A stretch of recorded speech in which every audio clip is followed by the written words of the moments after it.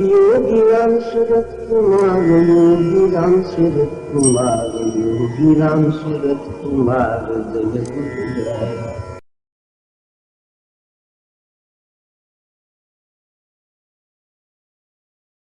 பகவான் அடிக்கடி சொல்வார், மனது ஒரு ட்ரிக்ஸ்டர், நம்மை ஏமாற்றும். நம்முடைய விருப்பத்துக்கு தகுந்தமாறு மனது பல விளக்கங்களை கொடுத்து நாம் செய்வது சரிதான் என்று நம்மை சமாதானப்படுத்திவிடும். அதற்குத்தான் விஜிலன்ஸ் என்பார்கள், விழிப்புணர்வு தேவை.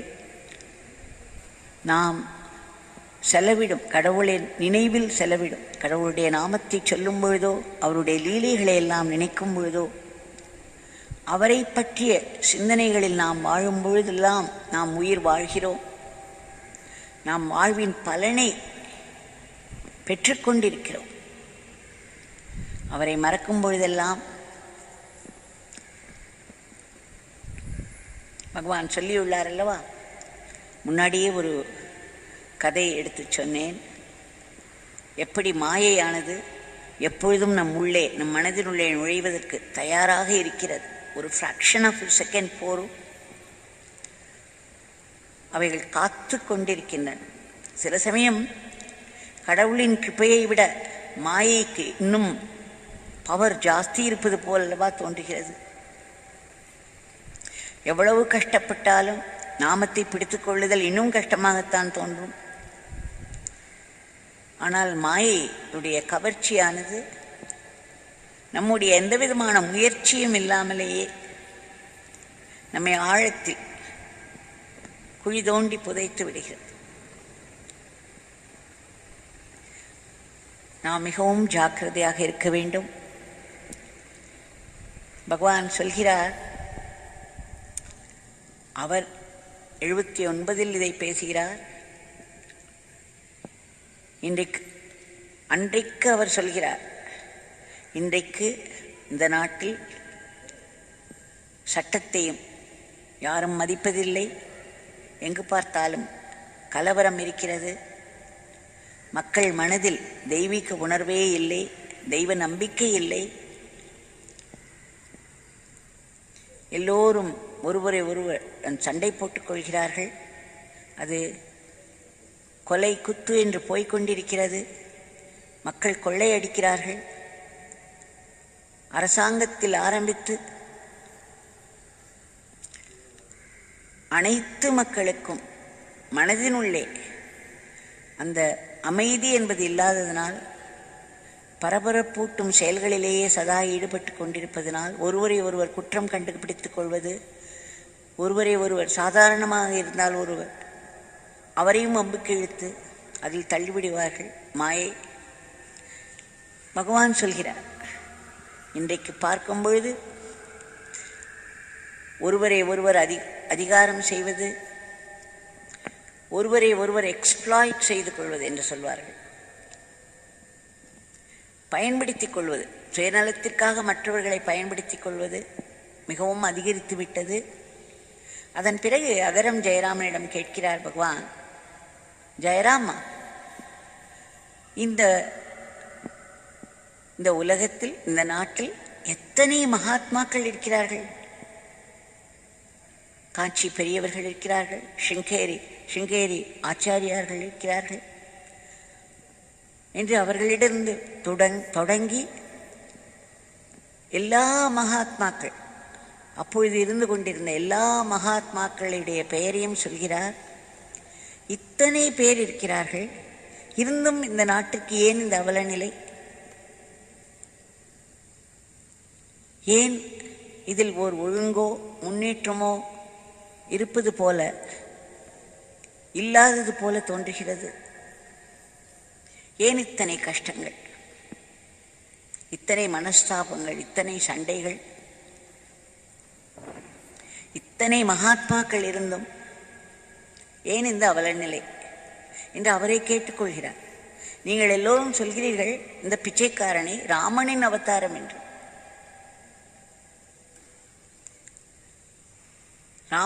ராமனுடைய ஆட்சி காலத்தில் எப்படி இருந்தது என்று ராமாயணத்தில் வர்ணிக்கப்பட்டுள்ளது. ஒரு அமைதி ஆழ்ந்துள்ள ஒரு மகாத்மாவின் முன்னிலையில் ஒரு புலியும் மாடும் நட்புணர்வோடு பழகும், ஒரு சிங்கமும் பசுவும் நட்புணர்வோடு இருக்கும் என்றெல்லாம் சொல்கிறார்களே. இத்தனை மகாத்மாக்கள் இந்த பாரத பூமியில் இருந்தும் கூட நாம் எங்கே அதை காண்கிறோம்? மீண்டும் மீண்டும் எந்த சட்ட திட்டமும் இன்றி, எந்த கட்டுப்பாடும் இன்றி மனிதர்கள் அதர்ம வழியில் போவதை பார்க்கிறோம் அல்லவா? நாம் புராண காலத்திலிருந்து இப்பொழுது வரை பார்த்தோமானால்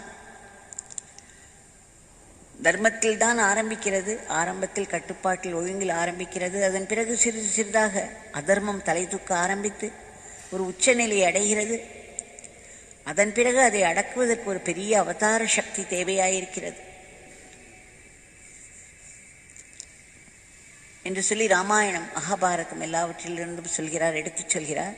ஏன் என்று சொல்லிவிட்டு, இந்த பிச்சைக்காரனை யாரும் ராமா என்று சொல்லாதீர்கள், இவன் அழுக்கு பிச்சைக்காரன், இவன் ஒரு பாவி, இவனால் என்ன செய்ய முடியும்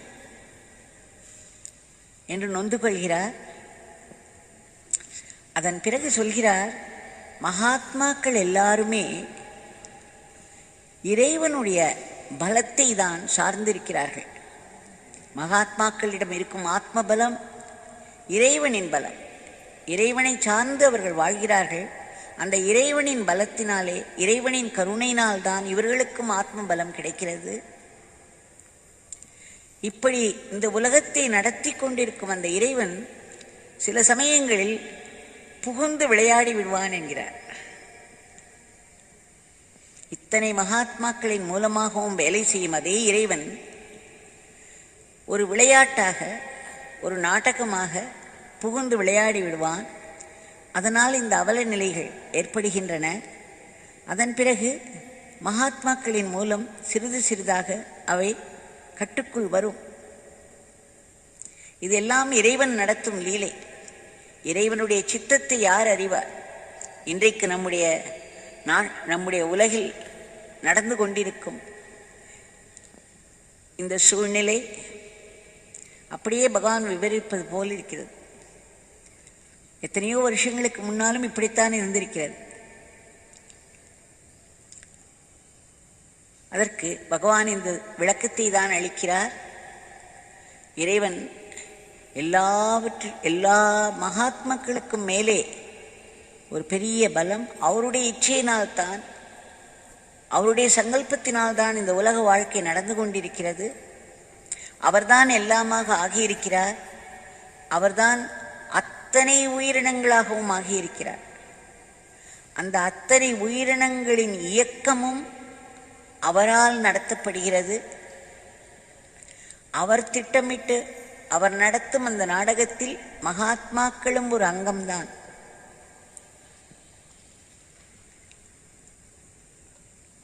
என்று சொல்கிறார்.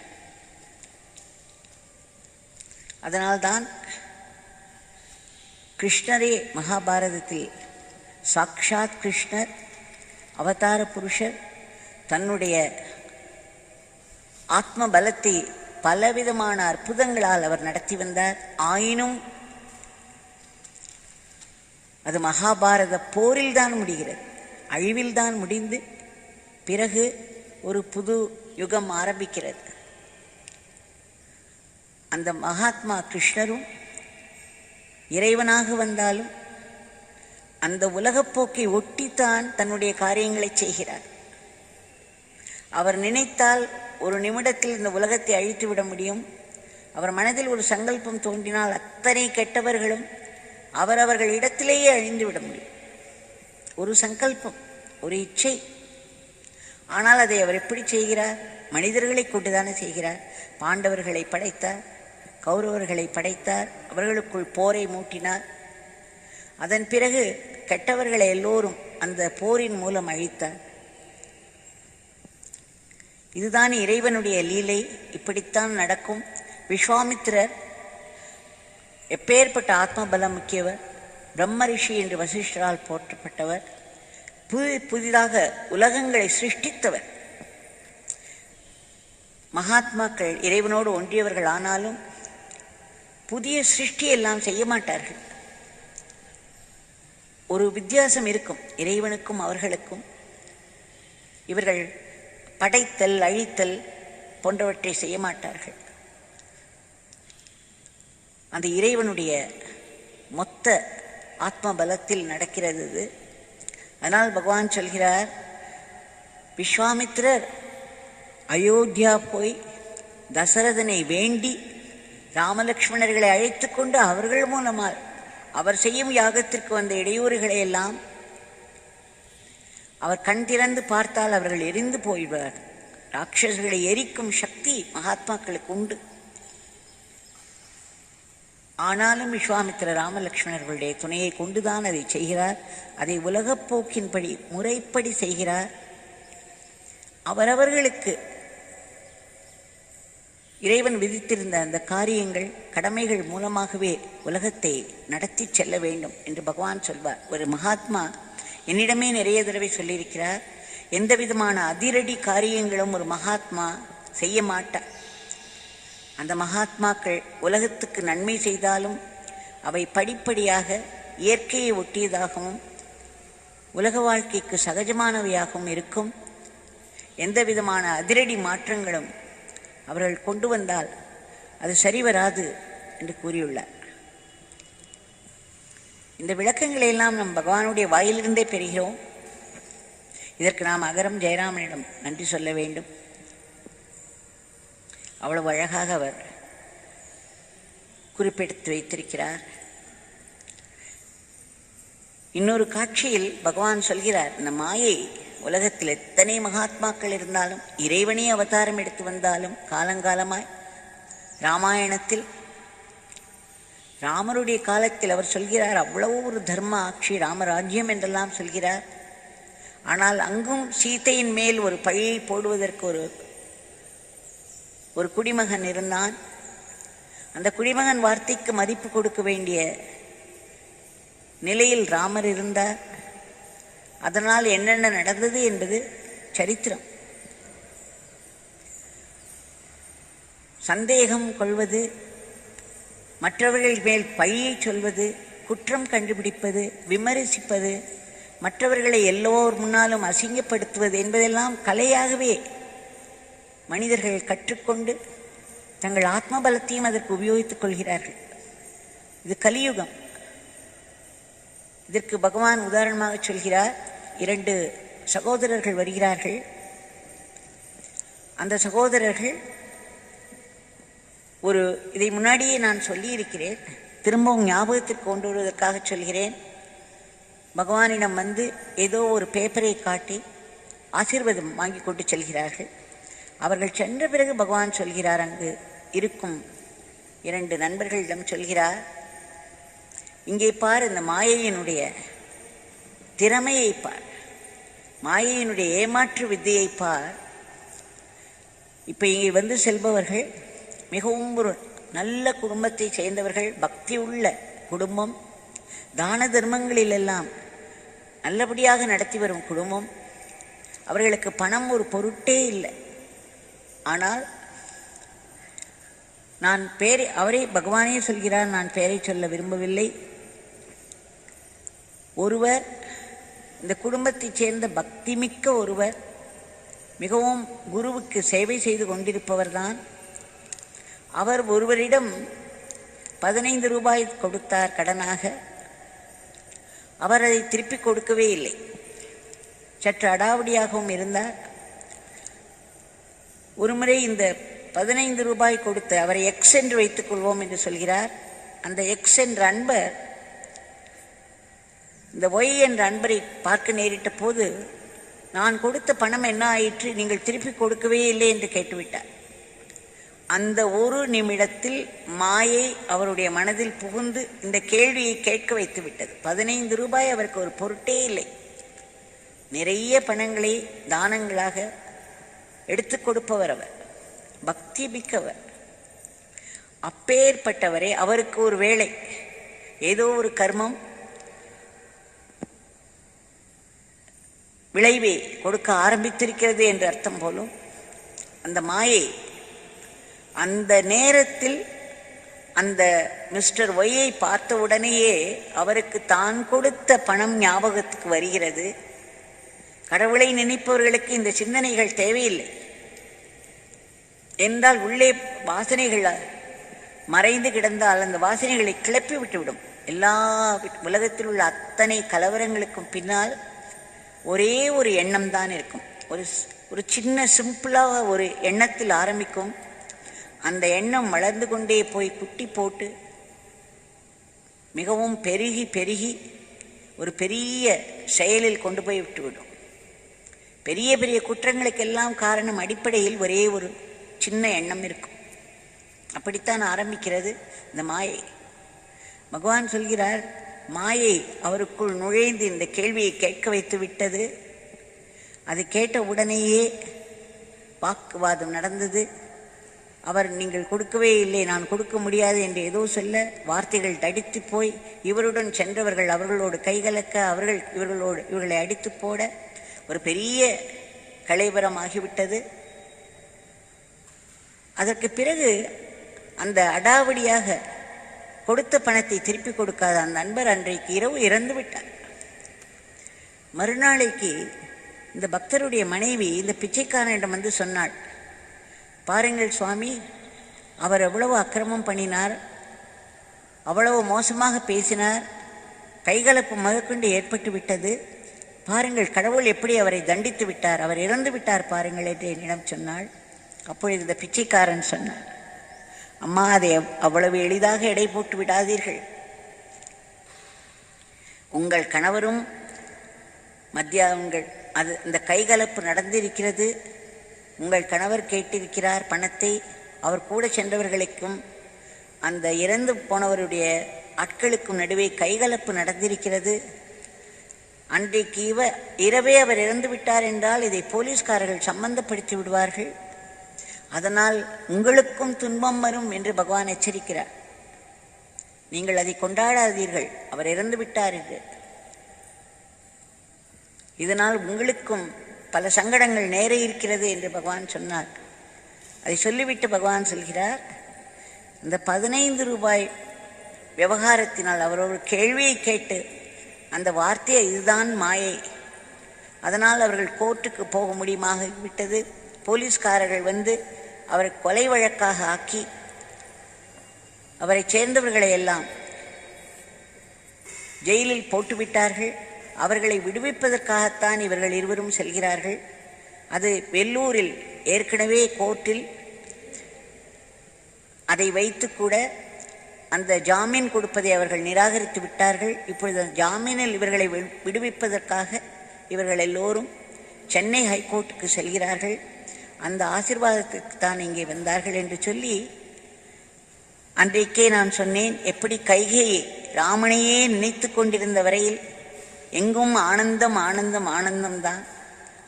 அயோத்தியா முழுவதும் ஆனந்தமாய் இருந்தது, அரண்மனை முழுவதும் ஆனந்தம்தான் இருந்தது. ஆனால் அந்த மந்தரை வந்து அவள் முன்னே தோன்றி, கௌசல்யா பட்ட மகிழ்ச்சி ஆகிவிட்டாள், நீ அவளுடைய வேலைக்காரியாக நடத்தப்படுவாய் என்று அவளுடைய சுயநலத்தை லேசாக தட்டினாள். ராமனை மறந்தாள் கைகேயி. மந்தரை உள்ளே நுழைந்து விட்டாள். மாயை உள்ளே நுழைந்து விட்டது. அதன் பிறகு நடந்ததெல்லாம் சரித்திரம். ராமாயணத்தில் சீதாதேவி ஒரு நிமிஷம் அதுவரை அவள் எதையும் கேட்டதே இல்லை ராமனிடம். இதை கொடுங்கள், எனக்கு அதை கொடுங்கள் என்று எதுவுமே கேட்காத சீதாதேவி அந்த மானை பார்த்தவுடன் அந்த ஒரு நிமிடம், ஒரு ஃப்ராக்ஷன் ஆஃப் எ செகண்டில் ஒரு ஆசை ஏற்பட்டது.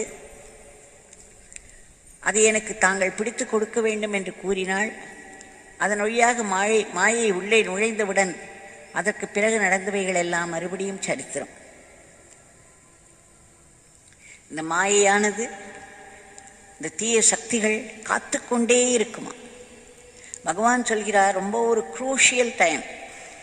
ஏதேனும் ஒரு பெரிய பிரச்சனையை நீங்கள் ஒரு முடிவு எடுக்க வேண்டும், ஒரு பெரிய சங்கடத்தில் இருக்கிறீர்கள், அதில் மிகவும் ஜாக்கிரதையாக ஒரு முடிவு எடுக்க வேண்டும், ஜாக்கிரதையாக ஒரு செயல் செய்ய வேண்டும் என்ற நேரங்களில் சதா நாமத்தை, குரு நாமத்தை சொல்லுங்கள், இறைவனுடைய நாமத்தை சொல்லிக் கொண்டிருங்கள், வேண்டிக் கொண்டே எதையும் செய்யுங்கள். நாமத்தை சொல்லுங்கள், பிரார்த்தனை செய்யுங்கள். இந்த இரண்டையும் மனதில் வைத்துக்கொண்டே எந்த ஒரு தீர்மானமும் எந்த ஒரு செயலிலும் ஈடுபடுங்கள். இல்லையென்றால் மாயை தன் திறமையை காட்டிவிடும் என்று எச்சரிக்கிறார். இது நாம் எல்லோருக்கும் திரும்ப திரும்ப மனதில் கொண்டு வந்து, பிறகு நாம் என்ன செய்வோம்? நாம் நம்முடைய மாயையில் மூழ்கி எல்லாம் செய்துவிட்டு பகவானை குற்றம் சொல்வோம். அதுவும் சொல்கிறார் பகவான். அவரவர்கள் மனப்போக்கில் போய் எல்லாம் செய்துவிட்டு கடைசியில் இந்த பிச்சைக்காரன் தலையில் பழியை போட்டு விடுவார்கள் என்று வேறு சொல்கிறார். பிச்சைக்காரனை குறை கூறிக்கொண்டிருப்பார்கள். பிச்சைக்காரனால் எத்தனை நன்மைகள் ஏற்பட்டாலும் அதையெல்லாம் மறந்துவிட்டு ஏதேனும் ஒன்று நடக்காவிட்டால் இந்த பிச்சைக்காரன் தலையில் அத்தனை பழியும் போட்டு விடுவார்கள் என்று சொல்கிறார். இதையெல்லாம் நாம் திரும்ப திரும்ப மனதிற்கு கொண்டு வந்து, எதற்காக பகவான் இதெல்லாம் சொல்கிறார்? அவருடைய நாமத்தை நாம் என்றும் 24 மணி நேரம் இருக்கிறது. நீங்கள் நாமம் சொல்கிறீர்களா என்று யாராவது கேட்டால், ஆமாம், நாங்கள் சொல்லிக்கொண்டே இருக்கிறோம், நாமம் சொல்லிக்கொண்டே இருக்கிறோம், நாமம் உள்ளே ஓடிக்கொண்டே இருக்கிறது என்கிறார்கள். ஆனால் நாமம் உள்ளே ஓடிக்கொண்டிருக்கலாம், இவர்களுடைய சிந்தனைகள் எல்லாம் வெளியே இருக்கும். நாமும் உள்ளே ஓடிக்கொண்டிருக்கும் பொழுது உங்கள் சிந்தனையும் நாமத்தை ஒட்டி இருக்க வேண்டும். அப்பொழுதுதான் அது நாமம் சொல்வதற்கு ஈடாகும். ஆக பகவான் நமக்கு திரும்ப திரும்ப எச்சரிக்கை கொடுப்பது என்னவென்றால், எத்தனை மகாத்மாக்கள் இந்த உலகில் தோன்றி வந்து கொண்டே இருந்தாலும் நாம் பல வேண்டாத விஷயங்களும் அதர்மங்களும் தலை தூக்கி தலை விரித்து ஆடுவதையும் பார்க்கிறோம். அதற்கு காரணம் நமக்கு இறை உணர்வு இல்லாததுதான், இறை ஞாபகம் வைத்துக் கொள்ளாததுதான், இறை நாமத்தை நாம் சொல்லாததனால், இறைவனை சார்ந்து நாம் வாழாததனால்தான் என்று சொல்லி திரும்ப திரும்ப நாமத்தை சொல்லுங்கள், குருநாம இப்படியே சொல்கிறார். குருநாமத்தை சொல்லுங்கள், குருவை மறக்காதீர்கள். எது செய்தாலும் அதை குரு சேவையாகவே நினைத்து செய்யுங்கள். குருவின் கையில் நீங்கள் ஒரு கருவிதான் என்ற உணர்வோடு செய்யுங்கள். இந்த மாயை உள்ளே நுழைவதற்கு இடம் கொடுக்காதீர்கள் என்று திரும்ப திரும்ப கூறும் அந்த பகவான் இதோ நம் முன்னே நின்று கொண்டிருக்கிறார். அவரிடம் இன்றைய பிரார்த்தனை செய்யும்.